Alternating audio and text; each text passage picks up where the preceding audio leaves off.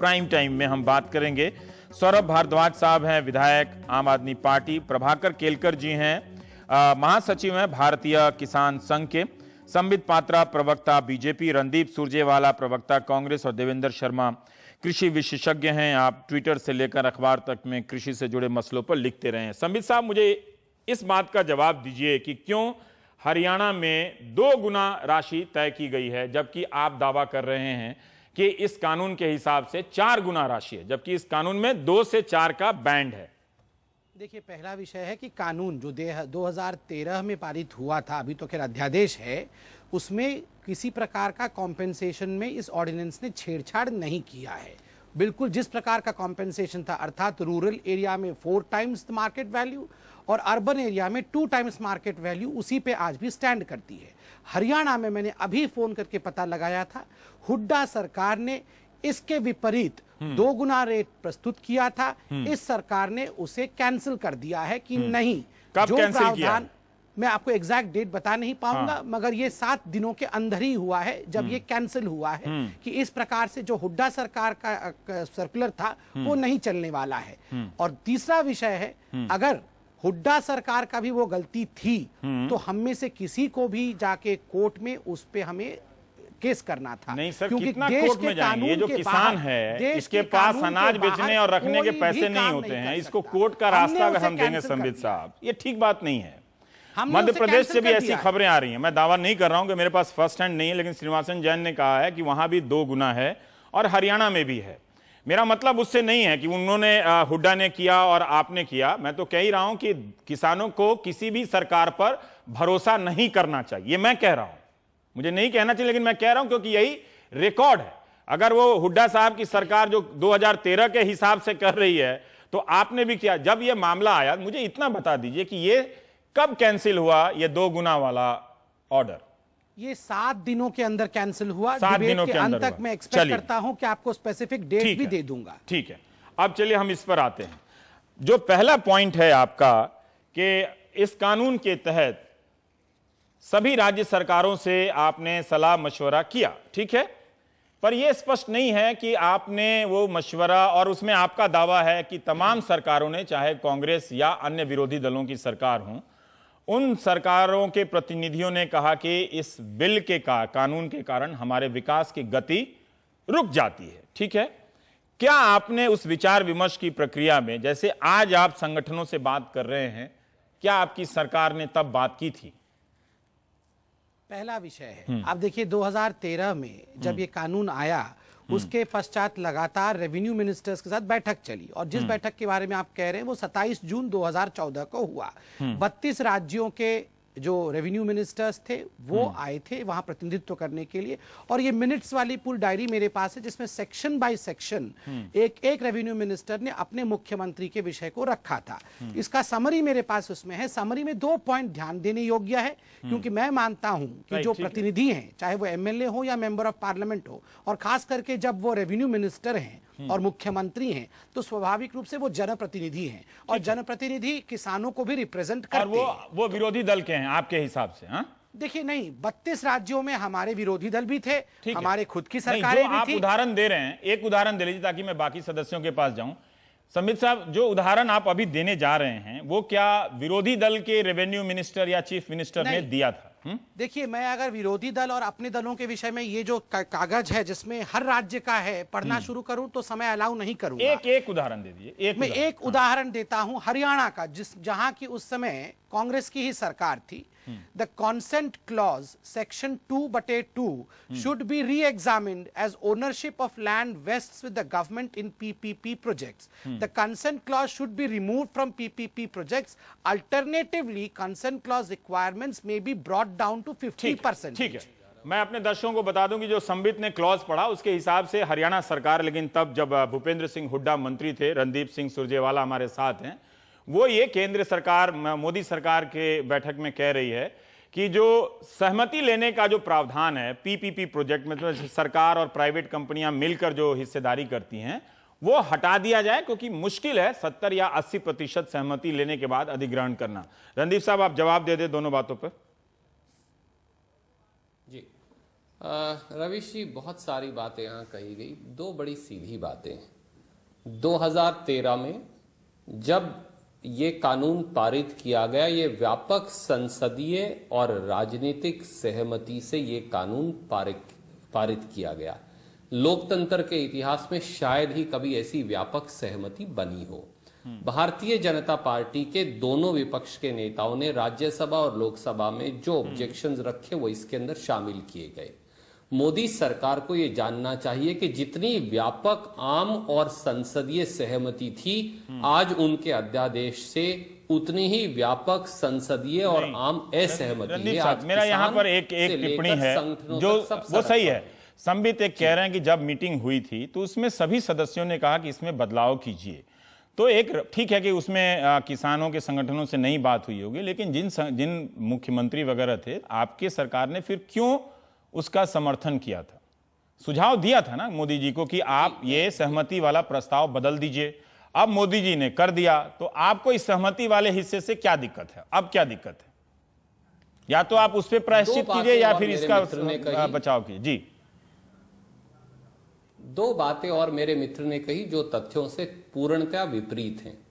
पहली बात थी जो उन्होंने कार्यक्रम के शुरू में कही, इस समय भारतीय जनता पार्टी की सरकार ने नारनौल के अंदर, शायद उन्हें मालूम नहीं, मेरे पास कागजात हैं, चाहे तो कॉपीज ले सकते हैं, नारनौल में जब 4 गुना मुआवजा दिया Delhi Mumbai industrial corridor project के लिए, तो सरकार ने न केवल उस अधिकारी का तबादला कर दिया जो कमिश्नर गुड़गांवा रेंज थे, परंतु वो पूरा प्रोजेक्ट ही खारिज कर दिया। दूसरा मुआवजा जो अभी घोषित किया है खट्टर जी की सरकार ने हरियाणा में, वो है उस जमीन का जो इस समय फतेहाबाद में है। और वहां रवीश जी ने, मैं आपको बताऊं, वहां 2 गुना नहीं, सिंगल 1 का फॉर्मूला उन्होंने अप्लाई किया है। मुझे नहीं पता वो किस कानून में ऐसा कर सकते हैं, पर वहां का पूरा किसान इस समय खड़ा है क्योंकि उन्होंने 2013 के इवन 2 गुना कानून का भी उल्लंघन किया है। इसलिए दोनों बातों पर संबित पात्रा जी गलत बयानबाजी कर रहे हैं। मेरे मित्र हैं, पर मैं आप संबित जी की इस बात का भी जवाब दे दीजिए कि ये 2 गुना वाली बात आपकी ही सरकार ने फैसला लिया था, ताकि दर्शकों को पता हो जाए कि इनकी सरकार में भी कुछ कमियां हैं, आपकी सरकार में भी कुछ गड़बड़ियां थी। हाँ, बिल्कुल ठीक बात है। और जो हमने निर्णय लिया था वो बाकायदा 2013 के 4 गुना कानून के मुताबिक लिया था। बल्कि उस अधिकारी ने, जो कमिश्नर गुड़गांवा थे, ये लिखा कि मौजूदा भारतीय जनता पार्टी की सरकार तत्कालीन कांग्रेस सरकार का निर्णय खारिज कर रही है, जो गलत है। इसके बावजूद भी इन्होंने पूरा लैंड एक्विजिशन खारिज कर दिया। तीसरी बात इन्होंने कही कि हरियाणा की तत्कालीन सरकार ने कंसेंट क्लॉज पर ऐतराज किया था। ये बात तथ्यों से परे है। इनफैक्ट अगर आप ये मौजूदा कानून का अध्ययन भी करें तो ये मौजूदा कानून जो है, ये पूरा कानून हरियाणा सरकार की, तत्कालीन कांग्रेस सरकार की जो भूमि अधिग्रहण नीति थी, जो हम पहली बार लेकर आए और आपको उसकी जानकारी है। हमने एन्युटी का कॉन्सेप्ट शुरू किया, का विरोध नहीं किया था सहमति वाली बात का, क्योंकि वो मिनट्स दिखा रहे हैं। संबित, मिनट्स दिखा रहे हैं। किसी भी राज्य का पूछ ले, मैं उस राज्य का मिनट पढ़ दूंगा। नहीं, ठीक है, हरियाणा का मिनट्स है उनके पास, सबका मिनट है। दमन दीव का है, गुजरात का है, उत्तर प्रदेश का है, त्रिपुरा का है, मणिपुरा का, और क्लॉज बाय क्लॉज मिनट है। गुजरात में भी बहुत सारे किसान संपर्क करने का प्रयास कर रहे हैं, वो नहीं छोड़ूंगा, आप वापस हो जाते हैं, छोड़ देता हूं गुजरात को। हाँ, रणदीप जी इसका जवाब दे दीजिए। नहीं, गुजरात के बारे में हम भी नहीं कहेंगे। हाँ, स्पष्ट है, हमारी कांग्रेस की तत्कालीन सरकार ने 2013 के कानून का कभी विरोध नहीं किया। ठीक है, मेरे मित्र जो है वो सही बात नहीं कह पा रहे हैं। मुझे लगता है कि उनकी मौजूदा भाजपा सरकार ने कहा होगा। कृपया करके अपने तथ्य जरूर चेक करें। दर्शकों को पर एक बड़ा इशू है रवीशी, अगर मैं जी पूरी कर लीजिए अपनी बात रणदीप। एक बड़ा मुद्दा है, केवल 2 लाइन में मैं कहूंगा। हाँ, सवाल केवल यह है कि 2013 में यह कानून पारित किया गया तो भारतीय जनता पार्टी की सहमति थी। 2014-15 में जब यह कानून लागू भी नहीं किया गया तो ऐसा क्या हो गया कि मोदी जी को उस कानून के अंदर भारी खामियां नजर आई और उन्होंने उस कानून की आत्मा को पूर्णतः खत्म कर दिया।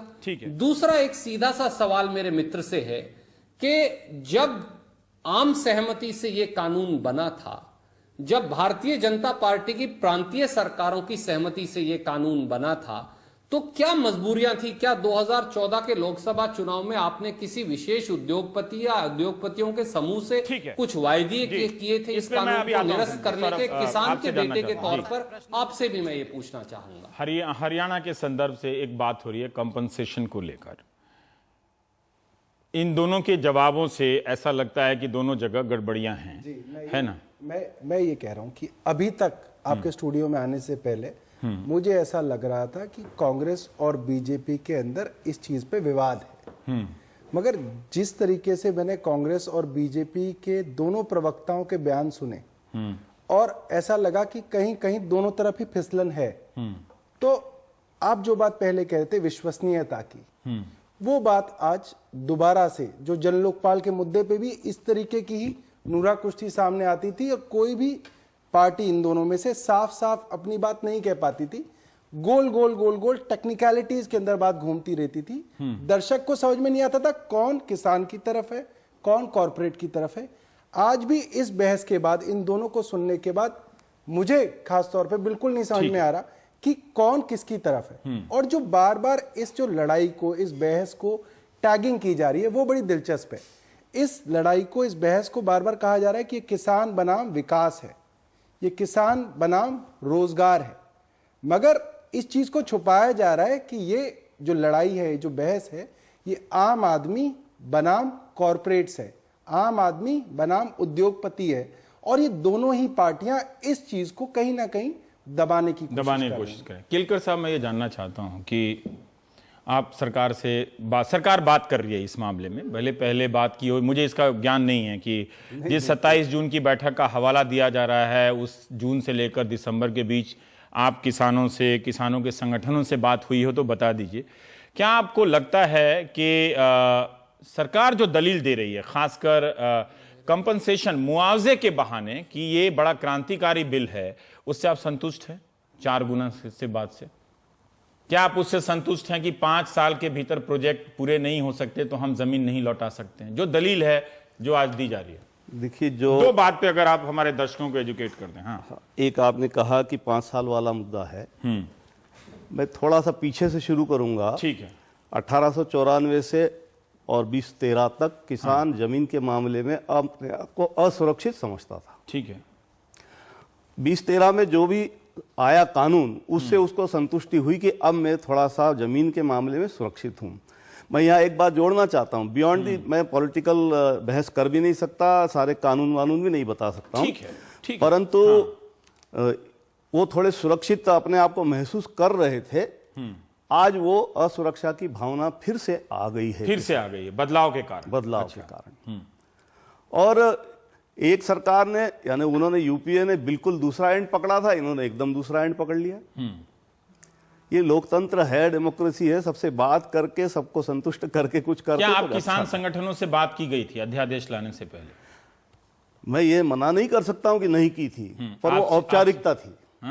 औपचारिकता थी बात। 12 आप 4 बजे कैबिनेट में पारित कर रहे हैं, 12 बजे हमसे बात कर रहे हैं उसी दिन। अच्छा, तो और आपसे बात हुई थी? ये जो 160 संगठन आए थे, उनसे बात हुई थी क्या? उनका या उनके अलावा कोई था, या आप चूंकि हम ही लोग, इसलिए आपको मैं उसमें बातचीत में नहीं था शायद। हाँ। पर हमारे लोग थे, आपके ही लोग थे, मतलब और दूसरे संगठन। और उस समय भी हमने ये चेताया था। हाँ। कि आप अपने पैर पे कुल्हाड़ी मत मारो, आपने कहा था तब। हाँ, अच्छा। हमारे जो लोग, ठीक है, हाँ, आप संगठन की तरफ से आपने कहा था। मुझे एक बिंदु, मैं देवेंद्र जी के पास जाना चाहता हूं। हमारा एक बार ये लिया जा रहा है कि सहमति लेने चलेंगे आप तो 80 से 70 से 80% आप लोगों, किसानों की सहमति नहीं ले पाएंगे। इसलिए कोई व्यक्ति अगर बेचना भी चाहता है तो वो वंचित हो जाएगा, वो नहीं बेच पाएगा सरकार को, या फिर कॉर्पोरेट के किसी प्रोजेक्ट में जिसमें सरकार भी हिस्सेदार है, उसके लिए काफी देर होगी। इन दोनों बातों पे अपना पक्ष रखिए। थोड़ा सा एक उदाहरण के साथ बताऊंगा। हाँ। औरंगाबाद के पास ही एक दवा फार्मा कंपनी लगी। हाँ। उनको कुल 25 एकड़ जमीन चाहिए थी। 250 एकड़ जमीन उन्होंने ले ली। एक ही यूनिट लगी है, बाकी खाली पड़ी है। और 25 एकड़ जमीन देने वाले किसान भी इस देश में आज भी मौजूद हैं। किसान देना चाहते हैं? हाँ, देना चाहते हैं। हाँ। आज खेती तो कोई लाभ का धंधा रह नहीं गया है। जो देना चाहते हैं उनकी बात, सबकी बात नहीं कर रहा हूं, क्योंकि जमीन ही आज एक एसेट है केवल। चलिए मान लीजिए जो देना चाहता है वो कैसे भरोसा करे इन नीतियों पे, बताइए। नहीं करेगा ना। ये जो दावा किया जा रहा है कि ये गरीबों की मदद करेगा, किसानों को इससे लाभ होगा, अब मुझे आप बताइए कि क्या लाभ होगा। नहीं, ये क्योंकि जो आप लोग दावा, विचारधारा के स्तर पर एक ही ध्रुव के लोग हैं, लेकिन तब भी मैं जानना चाहता हूं ये जो आपका अपना दावा पक्ष तो किया है। जा रहा है गरीबों की तरफ जाएंगे या इंडस्ट्रियल कॉरिडोर के अंतर्गत हम गांव की तरफ जाएंगे। आज तो बड़े शहरों के चारों तरफ ही इंडस्ट्री होती है। मैं जरा इंडस्ट्रियल कॉरिडोर की परिभाषा ही नहीं परिभाषित की गई है इसमें कि कितनी जमीन एक्वायर करेंगे, कितनी जमीन चाहिए। आज कोई बोल रहा है कि 1 किलोमीटर दोनों तरफ लेंगे, कल कोई बोल रहा था 2 किलोमीटर लेंगे। मुझे ये बताइए कि अब जब कहा जा रहा है कि सरकार आवासीय अधिकार का कानून ले आएगी, है ना, जो राइट बेस्ड पॉलिटिक्स ये सरकार भी करेगी जो पिछले सरकार कर रही थी, तो सबको जमीन या घर देने का एक नीति बनाएगी। क्या इन नीति को बना देने से यह मसला सॉल्व हो जाता है, हल हो जाता है, जो इससे अधिग्रहण का जो मसला है? क्योंकि लोगों को लग रहा था कि ये दो मान जाए सरकार, और चूंकि उसने वादा किया है तो वो करेगी, 2022 नहीं वो करेगी। क्या घर देने से और घर बनाने के लिए जमीन देने से, भूमि अधिग्रहण से जुड़ा जो सवाल है उसका जवाब मिलता है आपको? देखिए, अलग अलग मुद्दों पर अलग अलग कुछ न कुछ उसके प्रभाव रहते हैं। जिनके पास जो आज जमीन नहीं है घर बनाने के लिए भी, वो आज जमीन नहीं खरीद सकता है। सही बात है। हाँ। परंतु गांव एक परिवार होने के नाते हमारे ही किसान उनको वहां बसाते रहे हैं हमेशा। यानी कहीं ना कहीं विश्वास की कमी आप कर रहे हैं आपस में लड़ा करके। हमारा निवेदन है कि गांव में आपस में लड़ाई मत कराइए। ये आवास नीति के बहाने, है ना।